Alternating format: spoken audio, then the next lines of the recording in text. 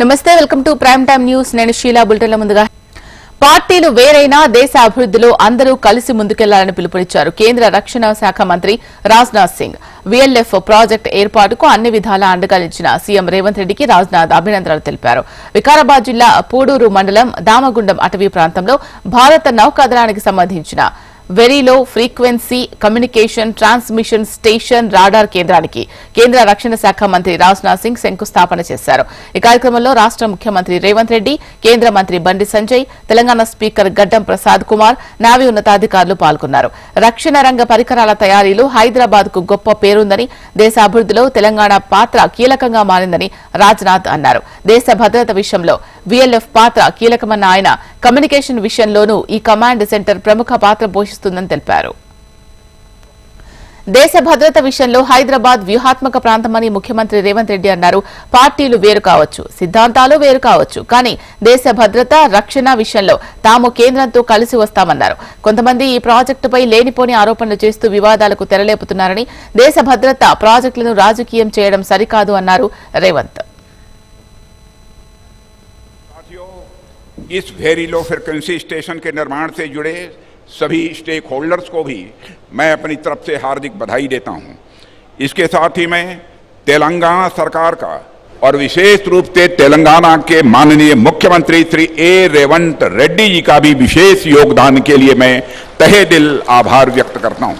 जैसा उन्होंने कहा कि राजनीति का मतलब यह नहीं है कि जो देश हित में काम हो उसे न किया जाए, और बड़े दिल के साथ उन्होंने इस काम को किया है। हम सभी जानते हैं राजनीति केवल सरकार बनाने के लिए नहीं की जाती है, राजनीति यदि की जाती है तो देश बनाने के लिए राजनीति की जाती है। शायद इसी भाव से उन्होंने सहज रूप से अपना पूरा सहयोग प्रदान किया है। ఈ రోజు దేశ రక్షణలో ముఖ్యంగా తెలంగాణ రాష్ట్రం ఇంకొక కీలక అడుగు ముందుకు వేయబోతుంది. హైదరాబాద్ మొదటి నుంచి దేశ రక్షణ శాఖకు సంబంధించి డిఫెన్స్ కావచ్చు, ఆర్డినెన్స్ కావచ్చు, న్యూక్లియర్ ఫ్యూయల్ కాంప్లెక్స్ కావచ్చు, రకరకాల దేశ రక్షణకు సంబంధించిన మిసైల్స్ తయారు చేసే అన్ని వ్యవస్థలు హైదరాబాద్ నగరంలో స్ట్రాటజిక్ లొకేషన్ కింద మనం హైదరాబాదును పెద్ద ఎత్తున గుర్తింపు పొందింది. చాలామంది చాలా రకాలుగా ఈ అంశాన్ని వివాదం చేయాలని, ఇక్కడ విఎల్ఎఫ్ నిర్మించడం ద్వారా తెలంగాణ ప్రాంతానికి లేదా ఈ వికారాబాద్ జిల్లా ప్రజలకు అన్యాయం జరుగుతుందని అపోహలు కలిగించే ప్రయత్నం చేస్తున్నారు. నేను ఒక మాట స్పష్టంగా చెప్పదలుచుకున్నా.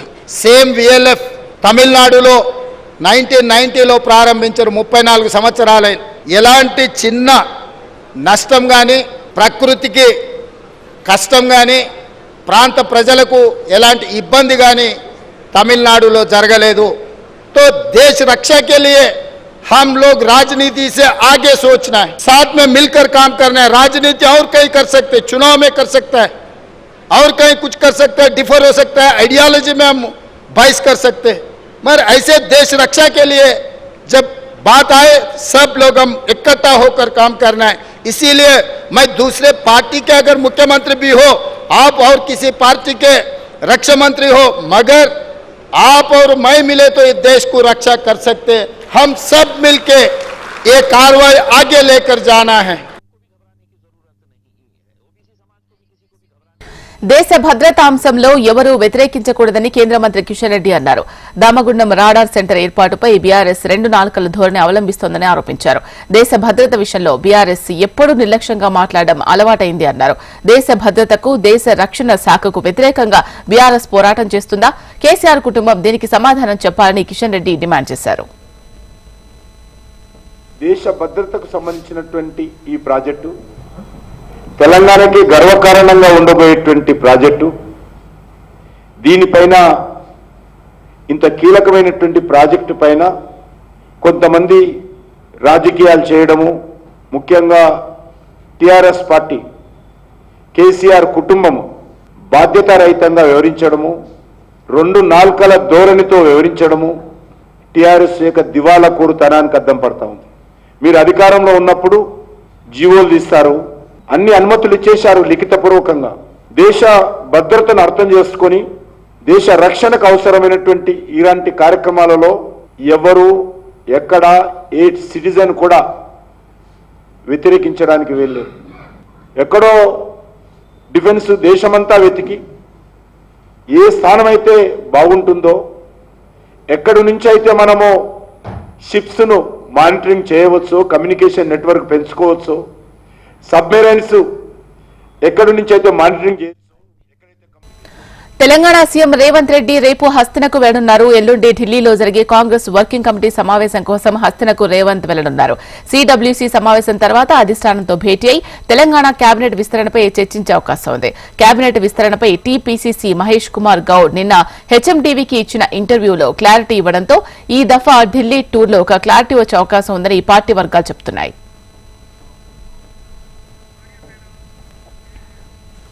గాంధీ భవన్ లో నిర్వహించిన మంత్రులతో ముఖాముఖి కార్యక్రమానికి మంత్రి ధనసరి సీతక్క హాజరయ్యారు.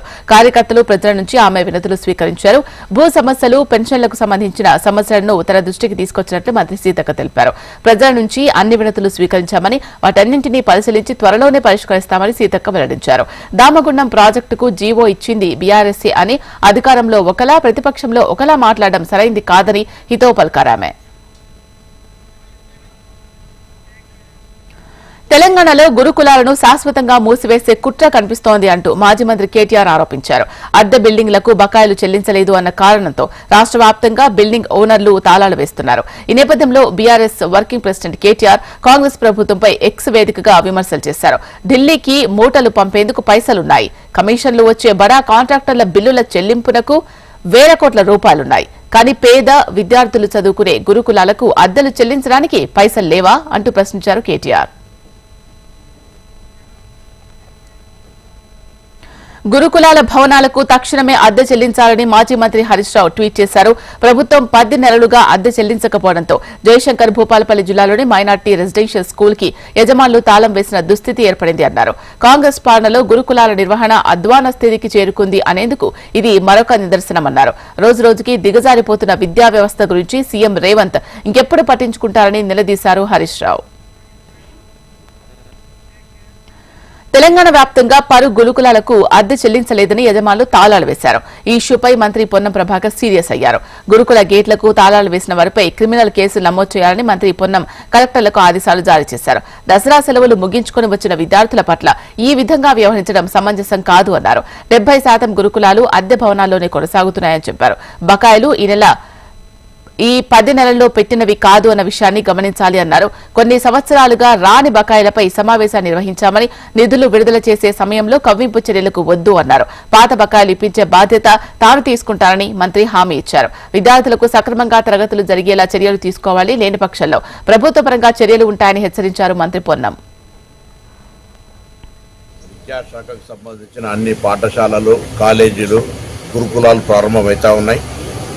గురుకులాలకు సంబంధించిన అద్దె భవనాలు 70% ఉన్నటువంటి పరిస్థితుల్లో వాటి కిరాయి చెల్లించాల్సిన అవసరం ఉంది. కానీ మేము ఈ 10 నెలల్లో పెట్టినటువంటి బకాయి కాదు, ఇది యజమానులు గమనించాలి. గత కొన్ని సంవత్సరాలుగా రాని బకాయిని మీరు అడగలేక ఈరోజు మేము గౌరవ ముఖ్యమంత్రి గారు, ఉప ముఖ్యమంత్రి గారి నాయకత్వంలో మీ వివరాలన్నీ తెప్పించుకొని వాటిని విడుదల చేసి తద్వారా అక్కడ ఉన్నటువంటి భవనాల్లో సమస్యలు కూడా పరిష్కరించాలనేటువంటి సమావేశాలు కూడా నిర్వహించి ఈరోజు రేపో నిధులు విడుదల చేసే సమయంలో ప్రభుత్వంతోటి కావలసుకొని కవ్వింపు చర్యకు ఎవరి మాటలో పట్టుకొని రావద్దని కోరుతా ఉన్నా వినమ్రపూర్వకంగా.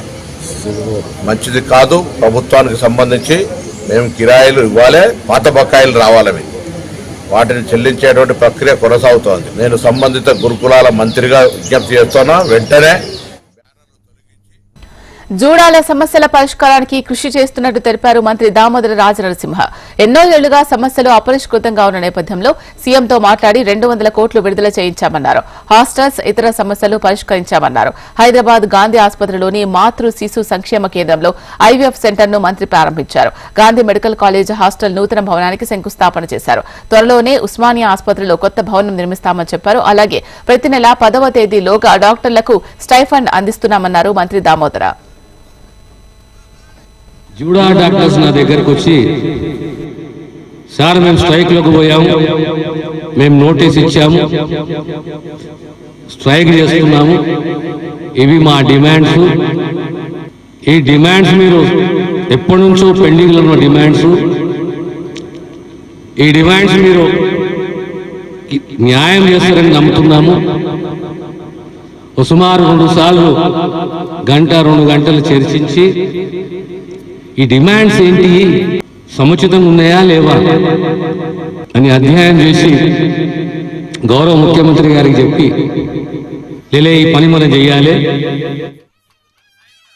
ప్రపంచంలో అత్యధిక సభ్యత్వాలు ఉన్న పార్టీగా బీజేపీ నంబర్ 1 గా నిలిచిందని నిజామాబాద్ ఎంపీ అరవింద్ అన్నారు.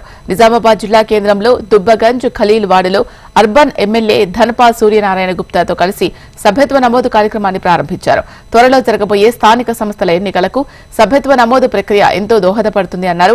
ప్రతి ఇంటికి వెళ్లి అన్ని వర్గాల నుంచి సభ్యత్వాలు స్వీకరించాలని కోరారు.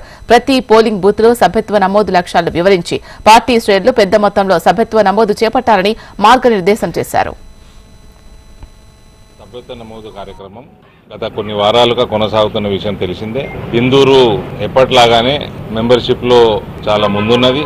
లాస్ట్ టైం మెంబర్షిప్ డ్రైవ్ లో ఇందూరు పార్లమెంటు నెంబర్ 1 ఉండే. ఇందూరు పార్లమెంట్ తోటి పోటీ పడుతుంది. వేరే పార్లమెంట్ కూడా ఇలా తయారైనాయి అంటే దానికి ఇందూరు భారతీయ జనతా పార్టీ కార్యకర్తల కృషి, అది వాళ్ళకే పోతుంది క్రెడిట్. రాష్ట్ర వ్యాప్తంగా ఇందూరు కార్యకర్తలతోటి అందరు కార్యకర్తలు ఇలా పోటీ పడుతున్నారు. సో కాంపిటీషన్ స్టేట్లో భారతీయ జనతా పార్టీలో క్రియేట్ చేసిన ఘనత ఇందూరు పార్లమెంటు బీజేపీ కార్యకర్త. అందులో భాగంగా ఇవాళ ప్రముఖ వ్యాపారవేత్త పవన్ కేడియా గారి ఇంటికి రావడం జరిగింది. వారిని భారతీయ జనతా పార్టీ సభ్యత్వ నమోదు ఏపీ సీఎం చంద్రబాబు ఈ నెల 18న పార్టీ ఎమ్మెల్యేలు ఎమ్మెల్సీలతో కీలక సమావేశం నిర్వహించనున్నారు. పార్టీ బలోపేతం, ఎమ్మెల్సీ ఎన్నికలపై ప్రజాప్రతినిధులతో ఆయన చర్చించనున్నారు. చంద్రబాబు మద్యం షాప్ యజమానులను బెదిరించారు అనే ఆరోపణలు ఎదుర్కొంటున్న పలువురు ఎమ్మెల్యేలకు ఇప్పటికే వార్నింగ్ ఇచ్చిన చంద్రబాబు మరోసారి మద్యం, ఇసుక వ్యవహారాల్లో జోక్యం చేసుకోవద్దని ఆ ఎమ్మెల్యేలకు సూచించే అవకాశం ఉంది. ఇదిలా ఉంటే ఈ నెల 18 నుంచి 30వ తేదీ వరకు పార్టీ కార్యక్రమాలపై ఫోకస్ పెట్టనున్నారు టీడీపీ బాస్. ఈ నెల 20న పార్టీ నేతలు, కార్యకర్తలతో సమావేశం కానున్నారు. గత ప్రభుత్వ హయాంలో పార్టీ నేతలపై నమోదైన తప్పుడు కేసులపై ఆయన సమీక్షించనున్నారు. రాష్ట్ర, జిల్లా, మండల స్థాయి పార్టీ అధ్యక్షులకు సంబంధించిన కమిటీలపైన దృష్టి పెట్టనున్నారు సీఎం చంద్రబాబు. ఆంధ్రప్రదేశ్లోని జిల్లాలకు ఇన్ఛార్జ్ మంత్రులను ప్రభుత్వం నియమించింది. ఈ మేరకు సీఎస్ పీయూష్ కుమార్ ఉత్తర్వులు జారీ చేశారు. 26 జిల్లాలకు ఇన్ఛార్జ్ మంత్రులను నియమించారు. కింజారపు అచ్చెన్నాయుడు, నిమ్మల రామానాయుడు, అనగాని సత్యకుమార్ సహా పలువురికి 2 జిల్లాలు కేటాయించారు. బెంగళూరు నుంచి గన్నవరం ఎయిర్పోర్టుకు చేరుకున్నారు మాజీ సీఎం జగన్. అయితే గన్నవరం ఎయిర్పోర్ట్ లో జగన్ ను కలిసేందుకు భారీగా తరలివచ్చారు ప్రజలు. ఒక యువకుడైతే పోలీసు వలయాన్ని దాటుకుని మరీ జగన్ తో సెల్ఫీ దిగాడు. జగన్ రావద్దని వారించినప్పటికీ ఆవేశం అవేం పట్టించుకోకుండా జగన్ తో సెల్ఫీ దిగాడు ఆ యువకుడు.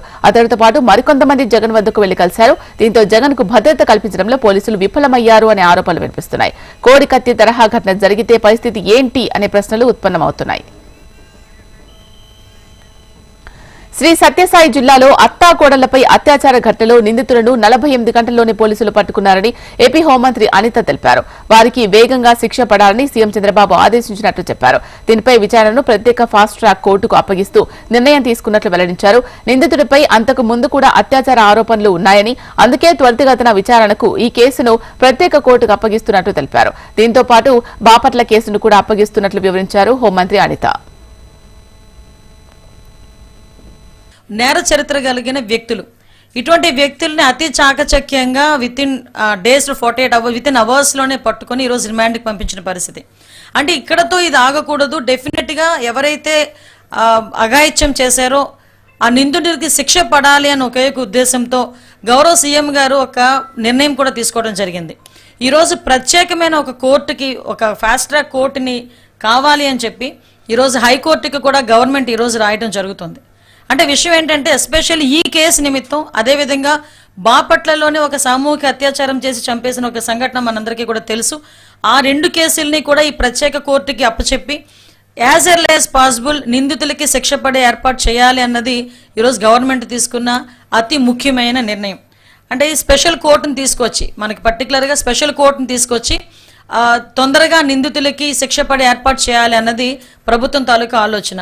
అంటే ఈ రోజు వరకు ఏపీ కూటమి ప్రభుత్వంపై ఎంపీ మిథున్ రెడ్డి విమర్శనాస్త్రాలు సంధించారు. రాష్ట్రంలో ఉచితంగా ఇసుక ఎక్కడా లభించడం లేదు అన్నారు. ఇసుకను ఉచితంగా ఇస్తామంటూ ఎన్నికల ముందు ప్రగల్భాలు పలికిన చంద్రబాబు ఇప్పుడు ప్రజలను మోసం చేస్తున్నారని మిథున్ రెడ్డి మండిపడ్డారు. ఎన్నికల సమయంలో ఇచ్చిన హామీలన్నింటినీ కూటమి ప్రభుత్వం అమలు చేయాలని డిమాండ్ చేశారు ఆయన. సో ఈ మీటింగ్ లో ముఖ్యంగా ప్రజల పక్షాన వైఎస్ఆర్సీపీ ఏ విధంగా నిలబడాలా, ప్రజల కోసం ఏ విధంగా పనిచేయాలని చెప్పి ఈ రోజు పెద్దలందరూ కూడా దిశానిర్దేశం చేస్తారు. ముఖ్యంగా పెద్దలు అమర్నాథ్ రెడ్డి గారు 2 విషయాలు చెప్పారు. వైఎస్ఆర్ కాంగ్రెస్ పార్టీ కూడా గట్టిగా ఈ విషయాలు అడుగుతా ఉంది. ఉచిత ఇసుక అన్నారు, ప్రభుత్వంకి ఏమాత్రం ఆదాయం లేదన్నారు. కానీ ఇసుక రేట్లు ఈ రోజు 2 పరిస్థితులు మనం అందరూ కూడా గమనిస్తా ఉన్నాము. ఇది వరకు ప్రభుత్వానికి డబ్బులు వచ్చేవి, ఇప్పుడు ప్రభుత్వానికి డబ్బులు రాకుండా రేటు తగ్గాల్సింది పోయి రేటు డబుల్ అయిందంటే ప్రజలు కూడా అర్థం చేసుకోవాలా ఈ రోజు ఇసుకలో ఎంత దందా జరుగుతుంది. క్యాట్ లో ఐఏఎస్ అధికారులకు చుక్కెదురైంది. ఐఏఎస్ల పిటిషన్లపై క్యాట్ కీలక తీర్పును వెలువరించింది. డీఓపీటీ ఆదేశాలు పాటించాల్సిందే అని తేల్చి చెప్పింది. ఎక్కడి వారు అక్కడే రిపోర్ట్ చేయాలంటూ స్పష్టం చేసింది. రేపు ఏపీకి వెళ్లి రిపోర్టు చేయాలని ఐఏఎస్లను ఆదేశించింది. అలాగే ఐఏఎస్ పిటిషన్లపై డీఓపీటీకి క్యాట్ నోటీసులు ఇచ్చింది. నవంబర్ 5న హాజరై వివరణ ఇవ్వాలని నోటీసులో తెలిపింది. అయితే డీఓపీటీ నిర్ణయంపై హైకోర్టును ఆశ్రయించాలని నిర్ణయించుకున్నారు ఐఏఎస్ అధికారులు. రేపు హైకోర్టులో లంచ్ మోషన్ పిటిషన్ దాఖలు చేయనున్నారు. దీంతో రేపు ఐఏఎస్ రిపోర్ట్ చేస్తారా లేదా అన్నది ఉత్కంఠ రేపుతోంది. హైకోర్టులో లంచ్ మోషన్ తర్వాతే ఐఏఎస్ అధికారులు రిపోర్ట్ చేసే అవకాశం ఉన్నట్లు తెలుస్తోంది. తెలంగాణలో పనిచేస్తున్న ఏపీ క్యాడర్ అధికారులు ఏపీకి వెళ్లాల్సిందే అంటూ కేంద్ర ప్రభుత్వం ఆదేశించిన నేపథ్యంలో సదరు ఐఏఎస్ అధికారులు క్యాట్ లో పిటిషన్ దాఖలు చేశారు. దీనిపై విచారించిన క్యాట్ ఐఏఎస్ అధికారుల తీరుపై సంచలన కామెంట్స్ చేశారు. డీఓపీటీ జారీ చేసిన ఉత్తర్వులను రద్దు చేయాలంటూ ఐఏఎస్ అధికారుల తరపున న్యాయవాదులు గట్టిగా వాదించారు. అయితే ఐఏఎస్ అధికారుల తీరుపై క్యాట్ ధర్మాసనం సంచలన వ్యాఖ్యలు చేసింది. ఏపీలో వరదలతో ప్రజలు ఇబ్బందులు పడుతున్నారని, వారికి సేవ చేయాలని మీకు లేదా అంటూ ఐఏఎస్ అధికారులను క్యాట్ సూటిగా ప్రశ్నించింది. ఐఏఎస్ల కేటాయింపులపై డీఓపీటీకి పూర్తి అధికారాలు ఉన్నాయంటూ స్పష్టం చేసింది. స్థానికత ఉన్నప్పటికీ స్వాపింగ్ చేసుకునే అవకాశం గైడ్ లైన్స్ లో ఉందా అని క్యాట్ ప్రశ్నించింది. అయితే 1 మెన్ కమిటీ సిఫార్సులను డీఓపీటీ పట్టించుకోవడం లేదు అంటూ ఐఏఎస్ తరపున న్యాయవాదులు వాదించారు. దీంతో 1 మెన్ కమిటీ ఏర్పాటుపై వివరాలు అడిగింది క్యాట్. అదే సమయంలో 1986 బ్యాచ్ అధికారులతో స్వాపింగ్ ఎలా చేసుకుంటారు అంటూ ప్రశ్నించింది. డీఓపీటీ ఆదేశాలు పాటించాల్సిందేనని, ఎక్కడి వారు అక్కడే రిపోర్ట్ చేయాలంటూ మరోసారి తేల్చి చెప్పింది cat. We are not binding. It's not binding. We will approach the court by way of writ petition. Even if it's against us, we don't see the order. There is some confusion in passing orders between the 2 judges of this tribunal. So we want to see the order, and if we are not happy with the order, we will approach the High Court, and the High Court will decide the matter tomorrow, and we will move a lunch motion tomorrow. DOPT is not the court to decide. An order of DOPT has been challenged before this court. తెలంగాణలో group 1 పరీక్షలకు high court green signal ఇచ్చింది. Group 1 prelims నోటిఫికేషన్లను సవాల్ చేస్తూ పలువురు దాఖలు చేసిన పిటిషన్లను high court కొట్టివేసింది. అడ్డంకి తొలగిపోవడంతో యథావిధిగానే గ్రూప్ 1 పరీక్ష నిర్వహించుకోవచ్చని తెలిపింది. దీంతో ఈ నెల 21 నుంచి గ్రూప్ 1 మెయిన్స్ పరీక్షలు యథావిధిగా జరగనున్నాయి. ప్రిలిమ్స్ లోని 7 ప్రశ్నలకు తుది కీలో సరైన జవాబులు ఇవ్వలేదని పిటిషనర్లు హైకోర్టును ఆశ్రయించారు. వారికి మార్కులు కలిపి మళ్లీ జాబితా ఇవ్వాలని కోరారు. వీటిపై విచారణ చేపట్టిన హైకోర్టు పిటిషన్లను కొట్టివేస్తూ ఉత్తర్వులిచ్చింది. వారసత్వ ఉద్యోగాల కోసం ప్రజాభవన్ ముందు వీఆర్ఏలు నిరసనకు దిగారు. బీఆర్ఎస్ ప్రభుత్వం ఇచ్చిన జీవో నెంబర్ 81 ప్రకారం వారసత్వ ఉద్యోగాలు ఇవ్వాలని వీఆర్ఏలు డిమాండ్ చేశారు. కాంగ్రెస్ ప్రభుత్వం కమిటీ పేరుతో కాలయాపన చేస్తోందని మండిపడ్డారు. సీసీఎల్ఏ చుట్టూ చెప్పులు అరిగేలా తిరుగుతున్నా ప్రభుత్వం పట్టించుకోవడం లేదని ఆవేదన వ్యక్తం చేశారు. వెంటనే తమ సమస్య పరిష్కరించాలని డిమాండ్ చేశారు. అయితే ప్రణాళికా సంఘం వైస్ చైర్మన్ చిన్నారెడ్డి, ప్రజావాణి నోడల్ అధికారి వీఆర్ఏలో చర్చలు జరిపి సమస్యను సీఎం రేవంత్ రెడ్డి, మంత్రి పొంగులేటి శ్రీనివాసరెడ్డి దృష్టికి తీసుకెళ్తామని హామీ ఇవ్వడంతో వారు ఆందోళన విరమించారు. ఏపీలో మద్యం షాపుల ప్రారంభ తేదీ వాయిదా పడింది. రేపటి నుంచి ప్రారంభం కావాల్సిన మద్యం షాపులు కొన్ని మార్పులు చేర్పుల నేపథ్యంలో 26వ తేదీకి వాయిదా పడింది.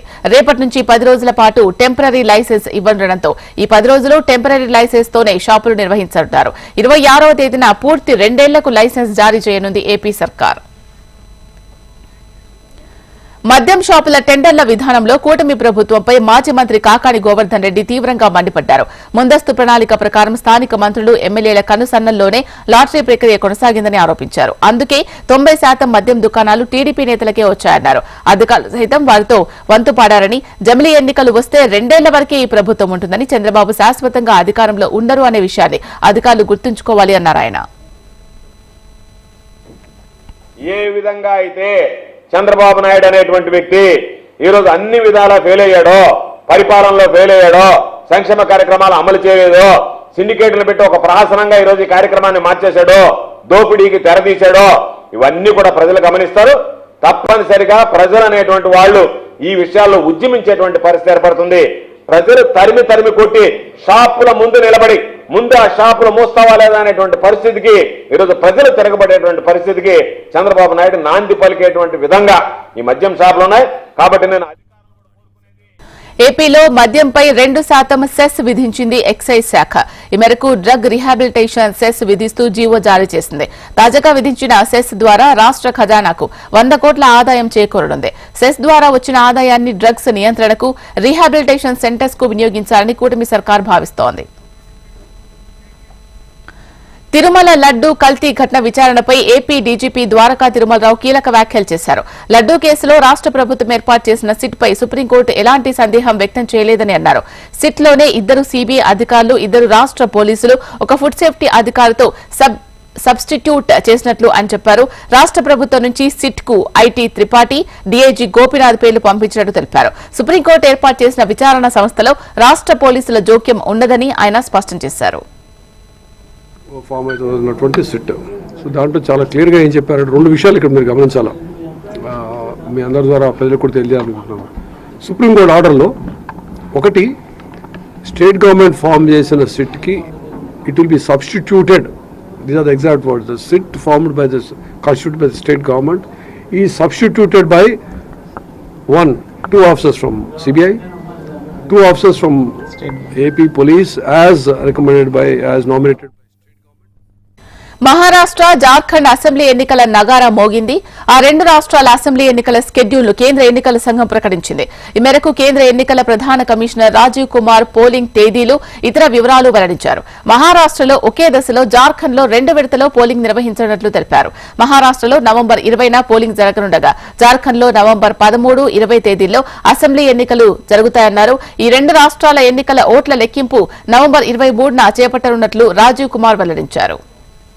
అలాగే దేశవ్యాప్తంగా ఖాళీగా ఉన్న 2 లోక్సభ, 48 అసెంబ్లీ నియోజకవర్గాల్లో ఉప ఎన్నికలకు స్కెడ్యూల్ విడుదలైంది. కేరళలోని వయనాడ్, మహారాష్ట్రలోని నాందేడ్ లోక్సభ నియోజకవర్గాలతో పాటు వేర్వేరు రాష్ట్రాల్లో 48 అసెంబ్లీ సీట్లకు ఉప ఎన్నికలు నిర్వహించనున్నారు.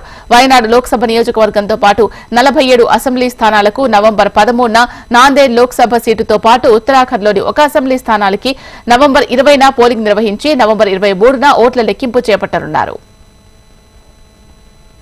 Total 1,186 polling stations and at 52,789 locations. Urban being 42,604 and rural being 57,582.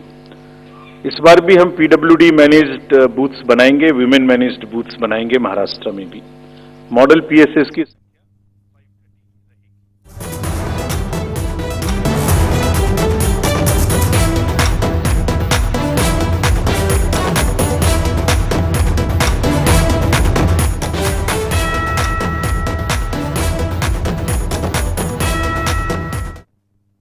Congress అగ్రనేత ప్రియాంక గాంధీ ప్రత్యక్ష ఎన్నికల బరిలోకి దిగుతున్నారు. వయనాడు లోక్సభ ఉప ఎన్నికలో ఆ పార్టీ అభ్యర్థిగా ప్రియాంక గాంధీ పేరును అధికారికంగా ప్రకటించింది ఏఐసీసీ. గత లోక్సభ ఎన్నికల్లో రాహుల్ గాంధీ 2 చోట్ల గెలవడంతో వయనాడుకు రాజీనామా చేశారు. దీంతో ఆ లోక్సభ స్థానానికి ఉప ఎన్నిక అనివార్యమైంది. తాజాగా మహారాష్ట్ర, జార్ఖండ్ అసెంబ్లీ ఎన్నికలకు స్కెడ్యూల్ విడుదల చేసిన ఈసీ వాటితో పాటు వయనాడు లోక్సభ ఉప ఎన్నికకు కూడా స్కెడ్యూల్ విడుదల చేసింది. నవంబర్ 13న వయనాడుకు ఉప ఎన్నిక జరగనుంది. మహారాష్ట్ర, జార్ఖండ్ ఎన్నికలకు పరిశీలకులను నియమించింది ఏఐసీసీ. ఈ మేరకు ఒక జాబితా విడుదల చేసింది. ఈ జాబితాలో తెలంగాణ నుంచి 3కి చోటు కల్పించింది. మహారాష్ట్రలోని 5 డివిజన్లకు 11 మందిని నియమించగా వీరిలో రాష్ట్ర మంత్రులు ఉత్తమ్ కుమార్ రెడ్డి, సీతక్క ఉన్నారు. ఇక జార్ఖండ్ కు తెలంగాణ డిప్యూటీ సీఎం భట్టి విక్రమార్కతో పాటు ఆ పార్టీ సీనియర్ నేతలు తారిక్ అన్వర్, అధీర్ రంజన్ చౌదరిని నియమించింది ఏఐసీసీ.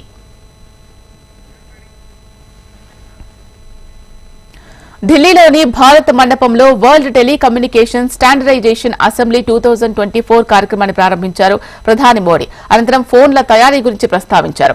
సెమీ కండక్టర్ విభాగంలో పెట్టుబడులు పెడుతున్నట్లు చెప్పిన ఆయన త్వరలోనే పూర్తిగా మేడ్ ఇన్ ఇండియా మొబైల్స్ తీసుకొస్తున్నట్లు వెల్లడించారు. దేశంలో మొబైల్ తయారీ యూనిట్లు వేగంగా విస్తరిస్తున్నాయన్నారు.